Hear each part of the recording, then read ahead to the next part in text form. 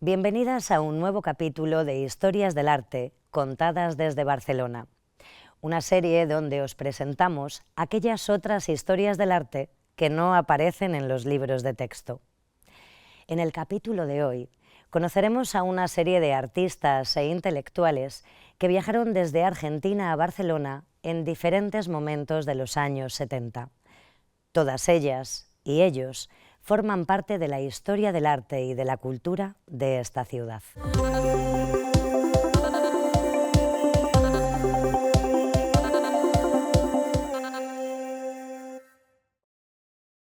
Hoy conoceremos a la artista Nora Ancarola, que llega a Barcelona, ciudad donde vive y crea, en 1977.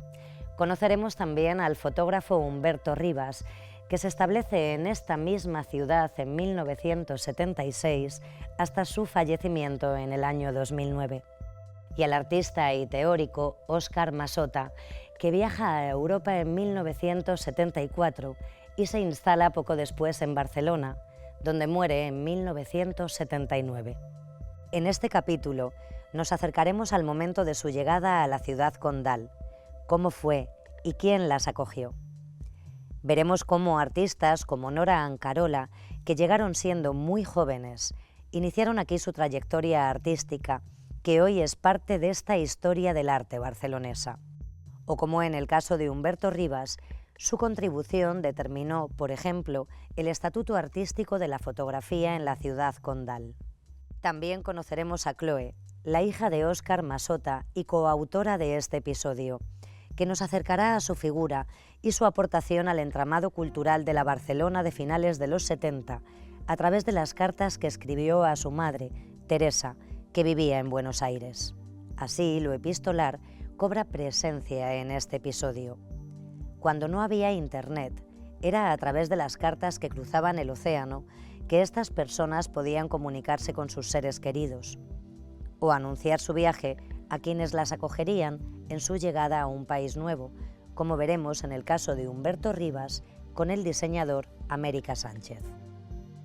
A partir de su viaje, proponemos pensar la historia del arte de esta ciudad como una historia desplazada o en perpetuo movimiento, afectada por las narraciones de todas aquellas que vinieron desde lejos y se instalaron en Barcelona para vivir y crear. Todas ellas traen consigo un espacio entre medio, el del viaje, el del tránsito, que en muchos casos afectará directamente a sus trayectorias artísticas. Estas migraciones desde Argentina en los años 70 se dieron por diversos motivos, por eso estas personas no hablan siempre de exilio. Pero en todos los casos, el viaje se dio en un contexto político de dictadura, persecución e incluso tortura y muerte, que afectaría de manera directa a la dificultosa decisión de cambiar de país y a veces de vida. En la obra Nosotros no sabíamos, el artista argentino León Ferrari construye un archivo a partir de la localización de las escasas noticias de prensa que denunciaban la aparición de los cuerpos de desaparecidos en Buenos Aires y a lo largo del Río de la Plata. Se trata de una obra de denuncia de lo acaecido en las dictaduras que se instauran en los años 70 en distintos países de América Latina. En Chile, por ejemplo, las Fuerzas Armadas perpetran un violento golpe de Estado en 1973 contra el gobernador Salvador Allende, que sitúa en el poder al dictador Augusto Pinochet hasta 1990. El mismo año, otro golpe de Estado en Uruguay instaura una dictadura que durará hasta 1985. Son años muy oscuros en estos países que implicarán la desaparición de cientos de miles de personas y el exilio y desplazamiento de muchas otras. En el caso de Argentina, después de la muerte del general Juan Perón el 4 de julio de 1974, el país vive una serie de años convulsos políticamente. Se da una dura represión ideológica a través de organizaciones como la AAA, Alianza Anticomunista Argentina, un organismo parapolicial responsable de la tortura, asesinato y desaparición de miles de personas. Una situación que culmina con el golpe de Estado del 24 de marzo de 1976. Desde este año hasta 1983, gobernará el país bajo un régimen dictatorial una junta militar integrada por los 3 comandantes de tierra, mar y aire de las Fuerzas Armadas: el general Jorge Rafael Videla, el almirante Emilio Eduardo Masera y el brigadier Orlando Ramón Agosti. Se instaura el terrorismo de Estado. Durante la dictadura militar, todas aquellas personas que son consideradas disidentes respecto al régimen político son secuestradas, torturadas o asesinadas en centros de detención clandestinos como la ESMA, la Escuela de Mecánica de la Armada, o secuestradas y lanzadas desde helicópteros al mar, como atestiguan algunas de las noticias localizadas por el artista León Ferrari y presentes en la citada obra Nosotros no sabíamos. Los desaparecidos son todas aquellas personas que a día de hoy no han sido identificados después de su secuestro, tortura y supuesta muerte. Desde entonces, asociaciones como la de las Madres de la Plaza de Mayo velan por encontrar a estas personas, o por localizar a todos esos hijos e hijas que durante años han vivido con familias adoptivas sin saber que fueron robados de sus padres y madres biológicas y entregados a militares o colaboradores de la dictadura.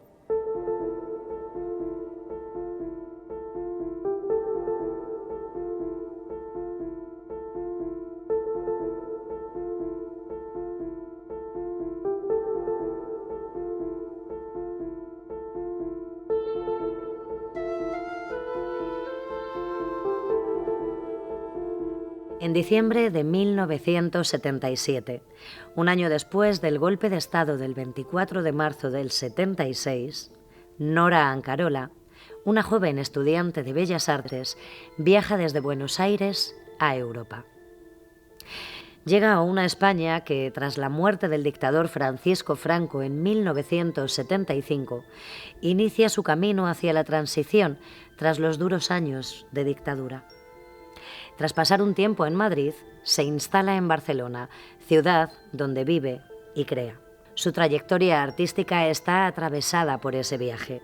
El tema de la frontera es central y se hace eco de esa experiencia, la del desplazamiento, y todo lo que implica inventar una nueva vida en otro lugar.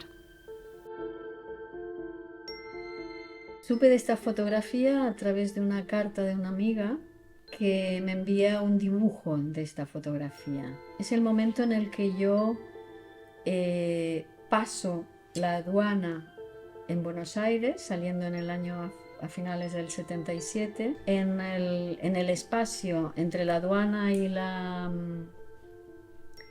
el avión, de gente que sacaba fotografías a los que estábamos a punto de subir al avión. Y se vendían a la gente que estaba despidiendo, que veían claramente cuáles eran los grupos de personas que estaban muy preocupados por la persona que se iba, ¿no? En el año 77 llego a Europa, vengo de una manera algo forzada. Pensad que yo, cuando me voy de Argentina, tengo 20 y pocos años. Muere Perón y asume el poder Isabelita, su mujer, y empieza a crearse la AAA y toda una serie de movimientos y de instituciones parapoliciales. El estar en la calle empieza a ser un problema. Los jóvenes éramos sospechosos por ser jóvenes.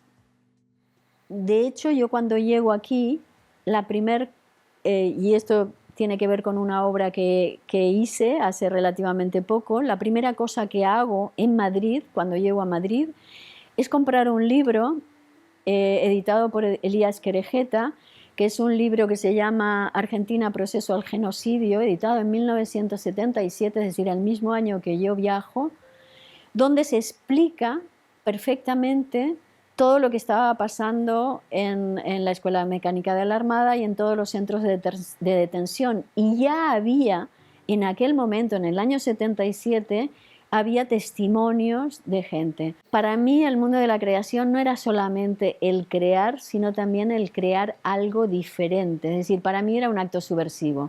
Siempre fue un acto subversivo la creación. Y no por hablar de cuestiones políticas, sino porque es un acto subversivo. Es decir, es un acto, hay una realidad que no nos acaba de convencer, hay una realidad que no nos gusta y queremos crear otra. Y para mí crear es eso, es entrar en esa dinámica, digamos, y por eso en este momento me interesa mucho más que esa dinámica sea colaborativa, porque para poder crear, digamos, un mundo algo diferente, tenemos que hacerlo entre todos, ¿no?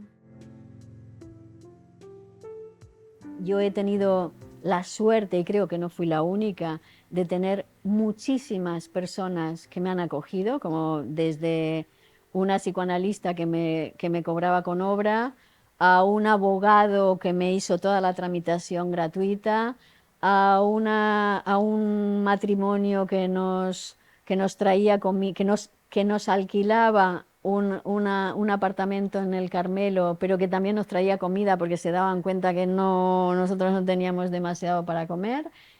Es decir, acogida, la gente fue enormemente acogedora, que se contrapone de una manera muy, muy, muy potente respecto de lo que era la acogida institucional, que desde aquel momento hasta ahora, evidentemente, es de una aspereza y una violencia, en algunos casos, terrible.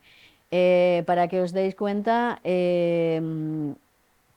yo vine con un pasaporte que no me servía, es decir, yo no tenía pasaporte, yo tenía una especie de salvoconducto que nunca pude renovar.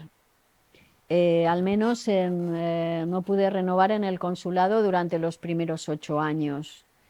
Por tanto, yo estaba sin papeles. Y por tanto también solamente estuve legal los primeros 3 meses. Yo tenía que salir a la frontera y por eso para mí tan importante la frontera de Portbou. Tenía que ir a Portbou para que me sellen. Lo que hacíamos era pasar a Cerver, y en Cerver estábamos unas horas y entrábamos en Portbou, y en Portbou si el policía de turno era benévolo, nos sellaba el pasaporte, y por tanto el pasaporte o el documento, la cédula, teníamos como una cédula, si la sellaba podíamos tener 3 meses de legalidad. Pero era una generación que veníamos a formarnos, no veníamos ya formados, sino podíamos aportar nuestras vivencias, pero no era una vivencia profesional. Yo diferenciaría eso de una gente que ya había venido, que a lo mejor tenía 10 o 15 años más que nosotros y que ya venía con una cierta formación, como por ejemplo Humberto Rivas, América Sánchez, Óscar Masota, es decir, Norberto Chávez, gente que realmente venía con todo un bagaje y que pudo traer aquí su propia experiencia ya profesional. Esta gente, en particular esta generación, hizo una aportación muy importante dentro de ciertos ámbitos, sobre todo el ámbito de la psicología, el ámbito editorial, el ámbito del diseño, el ámbito de la publicidad. La publicidad aquí en España era horrorosa.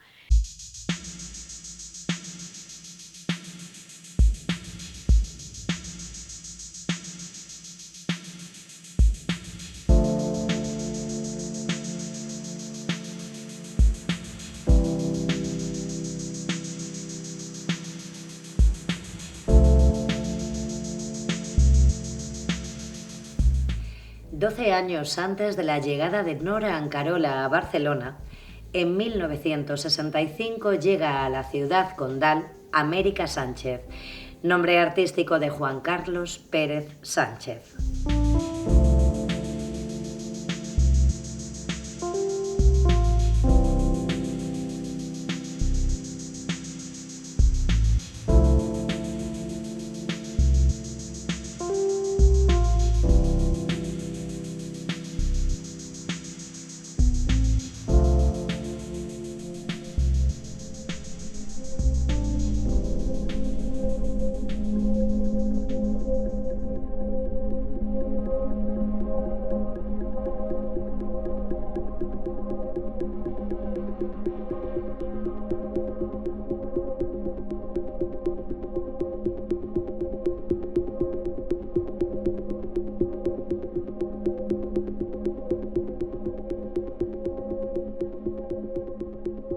Ya no sé ni cuándo vinimos, ya tengo un lío.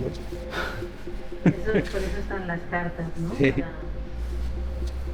No sé, si quieres te leo un poco. El fotógrafo Humberto Rivas, su mujer, la artista María Helguera, y sus hijos, Salvador y Lucía, viajan en barco y llegan a Barcelona en enero de 1976. Durante todo este año nos ha ido muy bien, pero ahora las posibilidades de trabajo se vuelven cada vez más inciertas y entonces renace el viejo proyecto de viajar e intentar trabajar, aunque sea un tiempo, en otro lugar, que podría ser España o Venezuela, aunque nosotros preferiríamos España 1000 veces. Para eso te vuelvo a hacer las mismas preguntas que entonces. ¿Cuántas pesetas por mes podemos vivir? Pensad que somos 4, pues hace un mes y medio nació Lucía, de la que te cuento aparte. Decime también cuánto cuesta el alquiler de una casa o departamento en Barcelona o cerca de la ciudad y tu opinión de cómo anda el trabajo de la fotografía en general o de la iluminación de cine publicitario. De fotografía llevo una buena cantidad de trabajos para mostrar. Creo que de muy buen nivel, por lo menos para Buenos Aires. Creo que podemos llevar algo de dinero como para tirar 2 o 3 meses de salida en Buenos Aires. Sería dentro de la primera quincena de enero.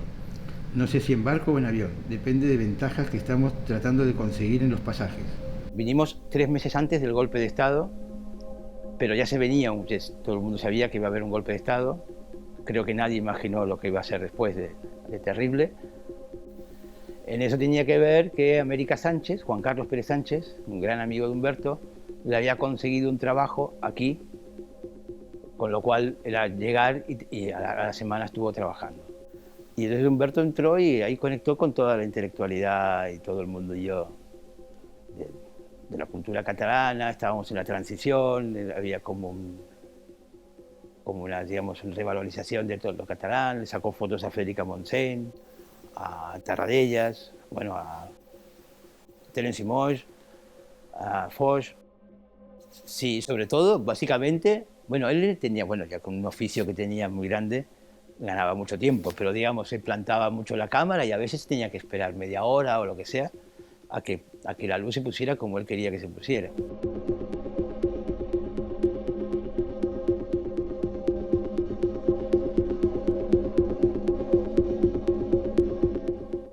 En una entrevista realizada por el fotógrafo David Balcells, Rivas nos recuerda que cuando llegó a España, y cito textual, a la fotografía no se la consideraba casi nada.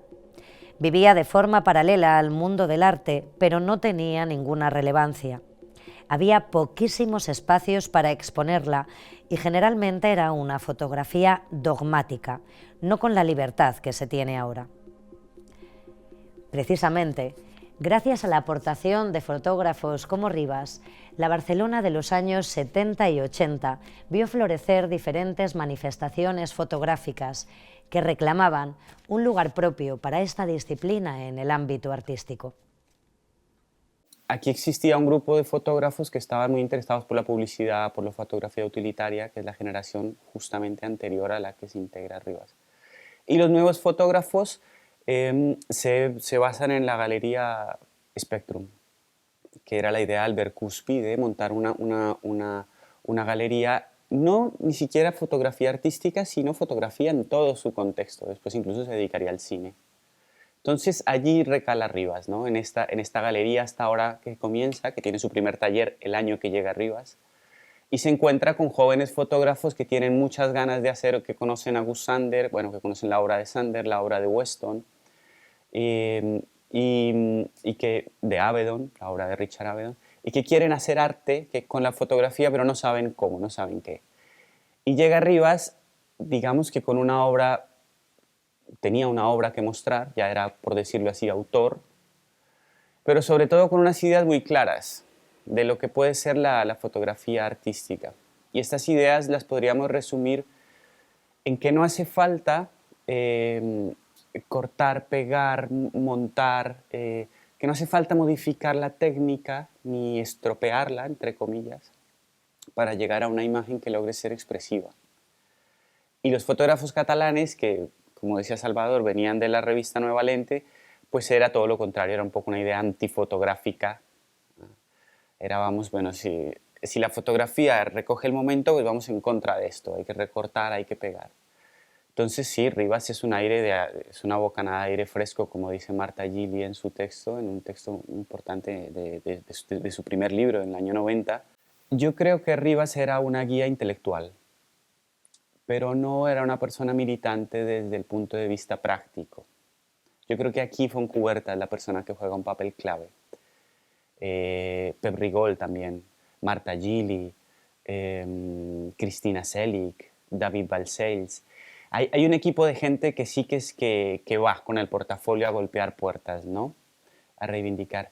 Yo creo que Rivas era más bien como un soporte, como una voz de padre, una voz muy madura, que en las reuniones, cuando algo no iba por donde podía confundirse nuestro tema, que era el tema de la expresión artística a través de la imagen fotográfica, pues Rivas ya ponía ahí su punto. Entonces yo creo que a ellos realmente por eso fue un referente tan clave, porque era como un soporte.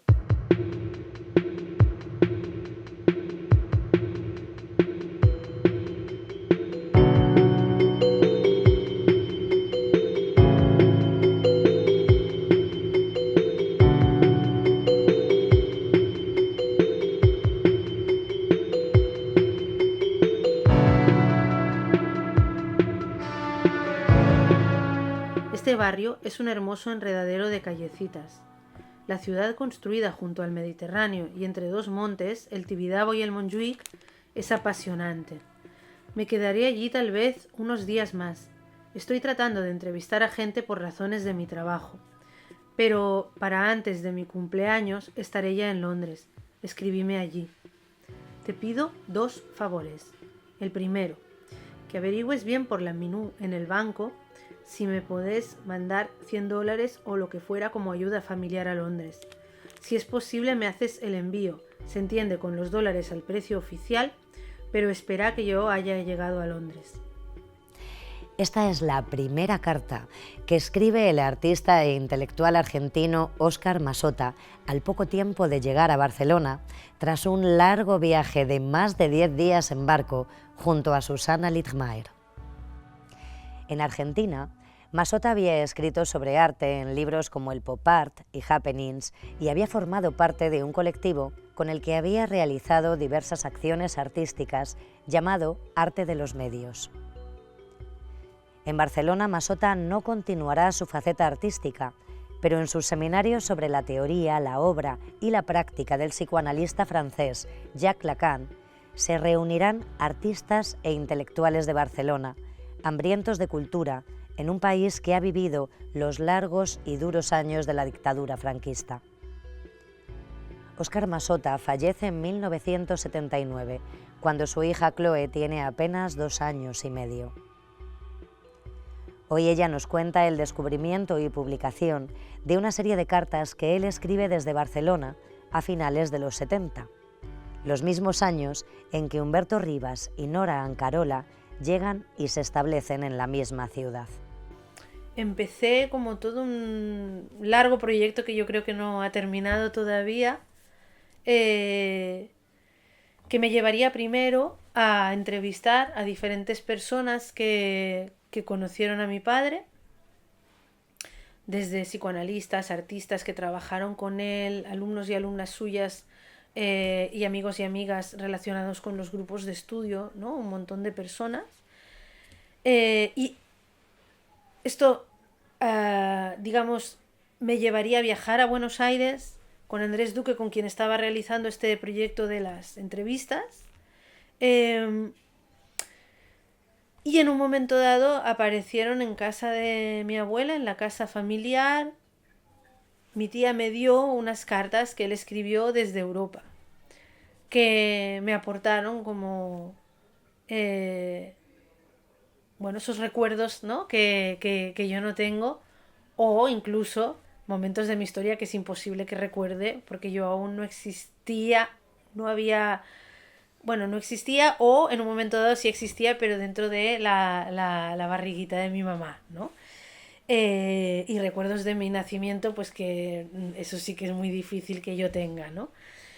Este material primero lo publiqué un primer texto en un proyecto de otra artista, Dora García, que tendría un proyecto muy bonito, segunda vez, del que resultarían desde una película a varias publicaciones, seminarios, ¿no? Proyecto artístico muy muy potente. Ahí publiqué en una de las publicaciones que Dora editó, ¿no? En relación con el proyecto, algunas de estas cartas estuvieron en la exposición, pero era como una semilla, ¿no? Yo tenía como un deseo de hacer algo más. Y supongo que de en parte ser yo la que hiciera algo sobre mi padre, no estar haciendo algo sobre mi padre con otras personas como Ana Longoni, comisaria, formando parte de su proyecto, como Dora García, artista, formando parte de su proyecto como colaboradora, por así decirlo. Y fue entonces cuando me presenté a la convocatoria de Barcelona Producció La Capella, ¿no? Si no lo digo mal, en el año 2019, sería finales, sí, porque luego vendría pues el confinamiento, ¿no? Y bueno, mi proyecto fue seleccionado y fruto, ¿no? de esto es la publicación que se titula Tendremos que encontrar un lugar donde encontrarnos, un título que está relacionado con un libro de Ricardo Piglia, Respiración Artificial, que habla precisamente de este género de las cartas, de la correspondencia, ¿no?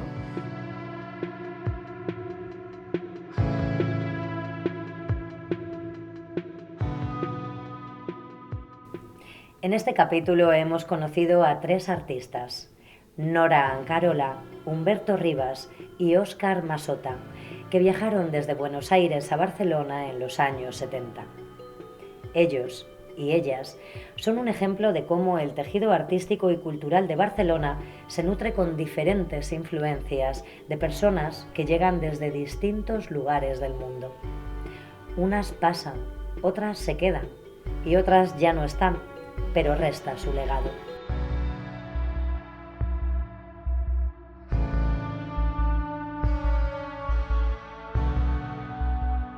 Nos hemos acercado a su obra, pero también a sus vivencias. Después de dejar sus países de origen, presentes muchas veces en sus cartas y en otros documentos que configuran su archivo, no solo artístico, sino también biográfico. Pues la historia del arte lo es también de las personas que la van construyendo con sus obras y con sus experiencias vitales, que muchas veces las atraviesan. Nos vemos en próximos capítulos de Historias del Arte desde Barcelona.